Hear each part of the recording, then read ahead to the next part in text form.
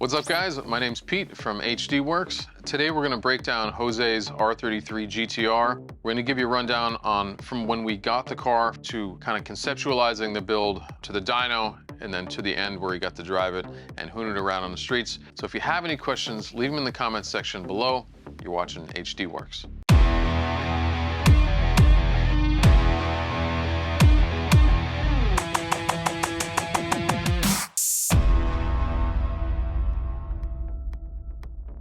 Welcome back to the channel, guys. Thanks for hanging out with us today. If you haven't already, hit the subscribe button below. You can also find us on Instagram with a lot more intricate features of what we do day to day, a lot more updates, a lot more story things, so make sure you follow us over there too. We're gonna get right into it today and break down Jose's R33 GTR.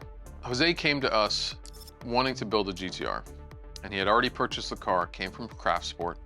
So when we first start a build, we always open a shared notes with our clients and ourselves and our techs so we can have a record of all the photos and the hours logged as we're moving through these projects, because they can get a little bit lengthy and it doesn't always necessarily need a phone call every time we need to upload something or hey, check this out. They just automatically update. So as we're going through and doing the compression test and doing the leak down and doing all those other tests, they get recorded. This particular one did really well, had a very healthy motor, had a great leak down.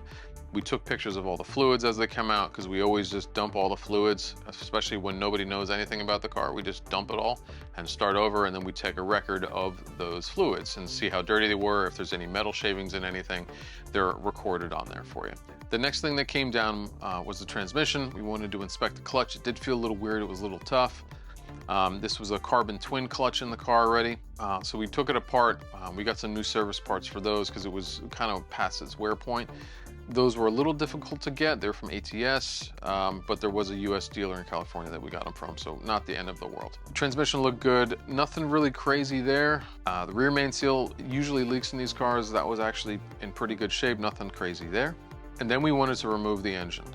We wanted to clean the engine bay, and a lot of times when we're replacing turbos or doing twins or doing single, it's just sometimes easier to just plop the motor out of the car. And then we can determine if we want to paint the engine bay or we don't, or we want to keep it original or not. This particular car is very clean, came from Craft Sport again.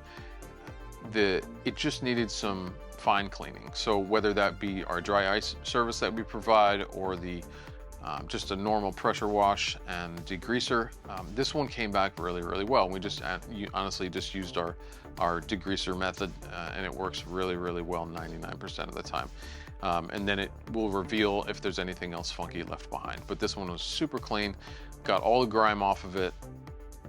And obviously there's some before and after pictures in the notes for the client to be like, oh my God, like, wow, this is really actually in good shape. It's really nice to see things progress like that as you're moving forward in a build, just to inspire everybody to really give it their all moving forward. Once the motor's on a stand, now we want to kind of take it apart a little bit more. This one in particular, again, just kind of falling down in line. It is a very healthy example, just has some oil leaking around the turbos. The oil pan itself was actually not leaking, which is a miracle in this platform. So we took that all apart, took the head off the car. Again, no leaking, no coolant pushing into the exhaust ports or anything like that.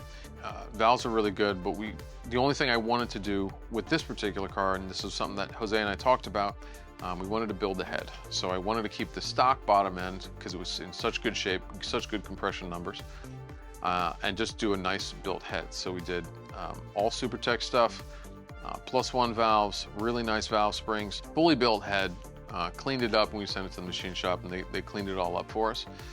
And then we got it back on the car with a special head gasket that we use and some CA ARP head studs. And that kind of seals it all up, and I know that the head won't lift at this power level that we're working with moving forward once we get it to the dyno. Obviously, when the head comes off the car, all the timing components are replaced. That's a given, and we always use either PRP, adjustable cam gears when we go to put it back together, and an HKS belt, or HKS cam gears if the client wants those, and all new timing components in that area, so everything is fresh. So once the head was at the machine shop, we wanted to move on to some other things. So we had decided on some new suspension. He had some actually probably Öhlins that were about maybe 15, 20 years old in the car. Obviously they didn't work very well. They needed to be rebuilt, but there's actually some aftermarket Öhlins already here. So we just ordered him a set of nice new Öhlins. Got those on the car. This car actually had R35 brakes on it already. I already had the conversion done, which is a good money upgrade. We always try to do it. It just gets a little costly with the price of the pads and the rotors and the conversion and the calipers when you put it all together. But this car already had it, which was great because we already knew we wanted to throw in some DBA rotors. The old ones were okay, but they were pretty cupped, so we just put the DBAs in anyway with some nice EBC pads, upgraded the lines, and added some RBF 660. To the brake system when we rebled everything when they went back on the car. In addition, the steering rack, when we looked at it, was leaking a little bit, so we decided to have that rebuilt while it was out. Really easy process. We send it to one of our guys locally. He rebuilds it for us, new boots, new inner and outer tie rods, so we can have it ready to go back up in the car. So we had already decided on the color scheme for the car, which was Miami Beach from Tropical Glitz. That is on the valve covers and the brake calipers now, and a few other accents on the car. So when the engine is apart and we're in disassembly mode, all of those things we consider while they're off of the car. So not that when we go to reassemble it, they're not ready for reassembly in whatever color we want to refinish them in. So the valve covers got done, the front case got done. We actually did the strut bar to match. There's 2 or 3 accents on the car, front and back, some tow hooks that we did on the color to match. The car came to us in, just had the stock GTR colors on them for the brakes, and the valve cover was just the stock colors. I think it was just black with the center valley cover. Now on to the more fun aspects of this build. We started to work on the fuel system while the engine was apart and we were on the rack and we were disassembled. So Frenchie's has a really, really nice fuel hat that we use in all of our GTR builds. It's a double pumper setup. In this particular car, we wanted to have enough fuel moving forward, so we didn't want to underbuild it. So we have 10 AN to the rail, 8 AN back. And in his particular setup, we normally run PTFE from the hat itself to underneath the car, right in front of the subframe, and then right in front of the subframe, we use a aluminum line that we manufactured straight underneath the car with some bulkheads, and then up to the front around the steering rack area, and then to another set of PTFE lines up into the rail itself with our regulator, of course. That system is really, really reliable. Keeps any kind of weird things underneath the car from damaging the fuel system, any kind of type of debris or anything like that. And we use it not only in the GTR, but we use it in almost any build that we do here, whether it's the 510 we're doing or any Evos that we're doing. We use that type of system here with PTFE lines and aluminum lines. It's extremely reliable. I never had any issues with it. And you will always have enough room for fuel moving forward if you just build it right the first time. Now the fuel system's done. Now we're going to turn to engine management. Haltech is the ones that we trust for our engine management here. They have the great components, great support, and we use them in almost everything that we do. So this particular car, we have an Elite 2500. We have their plug-and-play harness, so we use the factory harness, which I actually take apart and integrate any extra sensors that we need to into the factory harness, and then make a jumper basically in the firewall. But this is the portion of the build where I like a lot, and we spend a lot of time making the harnesses and making them integrate into the car really, really well. A lot of guys will just kind of throw the adapter in the car and just snake some wires through the car. We want to make sure that it is as serviceable and as factory as humanly possible. If somebody else, if they move or the customer has to go somewhere, there's always an easy way to diagnose something if needed. Now with the Haltech in the car, Jose's got control of all of the functions of his vehicle all through the keypad that's right in front of his shifter. He's got his all-wheel drive control, he's got his boost level controls, he's got rolling anti-lag. He's got control of his fans if he's in a situation where he needs to add the fan or if it's getting too hot. He can see the fuel pumps working or not working on there. We can test stuff. And I personally like to put the fuel pumps and the fans in the keypad, not only for a visual indication whether they're on or not, but for testing purposes, if there ever is an issue and I need to get it back to the shop, I can see if maybe one pump is not working versus the other. On the fly. I don't have to plug in my laptop. I can physically just turn it on and listen, or check for fuel pressure in the ECU or anything like that on the fly. So it's really nice to have them at your fingertips with the PD16 and the 2500 and the keypad all working really, really nice together. Again, we love to build these cars, but we also love them to be driven. We don't like them to sit. I mean, it is nice for them to sit and you can look at them and this and that, but he drives this car. Like, I didn't see the car for maybe 3 or 4 months, and I got it back and it was like driven.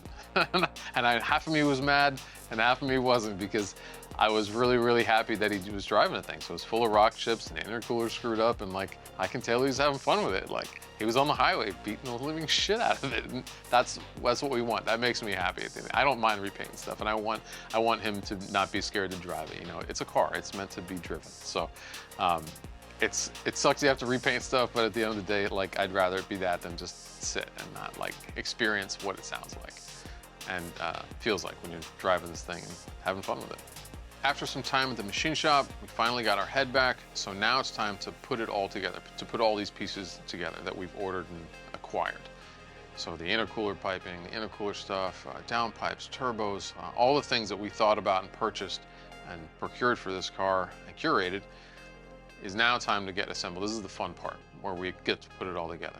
So motor's all back together. We have our new twin turbo kit on it. Everything is heat coated. We use Cerakote on all the hot parts, the back housings.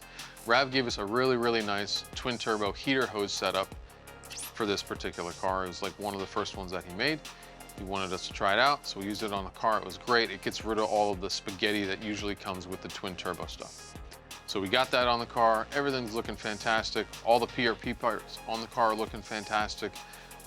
All of the drainage lines are looking fantastic. All the vibrant stuff is looking fantastic. So motor goes back in the car.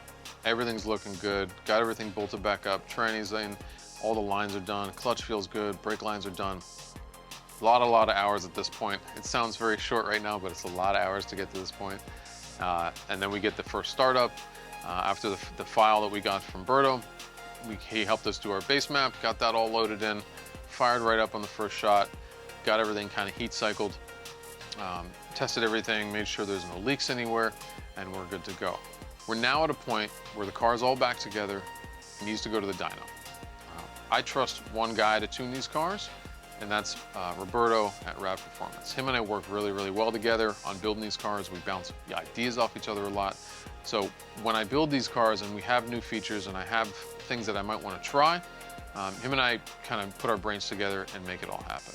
I made him a custom mid-pipe in titanium to mount to a titanium catback from Tomei also. So the whole system is basically titanium, and it just produces this tone that is, it just makes you want to stand on the gas more. It makes you want to rev the car more. It makes you want to drive it. So the sound is just absolutely incredible.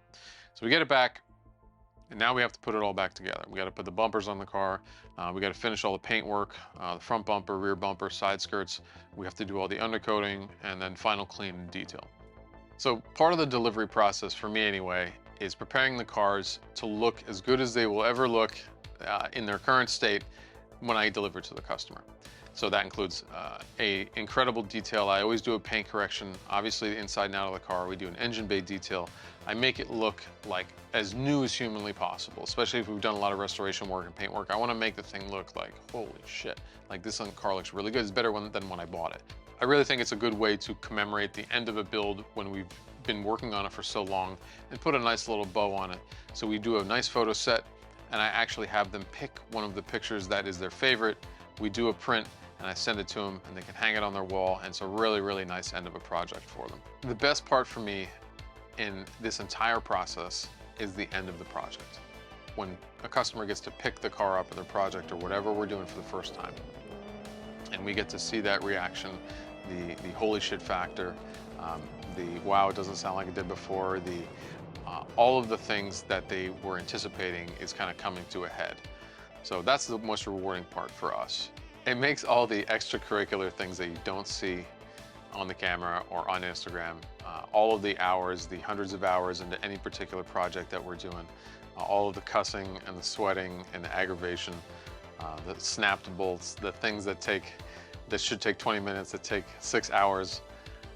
It makes all of those moments worth it at the end. And that's why we do this. That's why we do this at all. So if you have any interest in GTRs or any kind of build, we build all sorts of stuff. If you have any questions, you can always email us. You can always leave a comment. You can always DM us on Instagram. I'm very responsive. You can text our number that we have, our business number that you can find on Google or anywhere basically on the internet.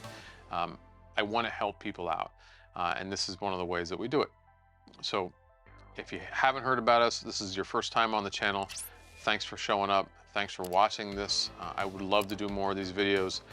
They're a little lengthy, but it's just a drop in the bucket of what it actually takes to put these cars together. So thanks for sticking around, and this is hdwerks.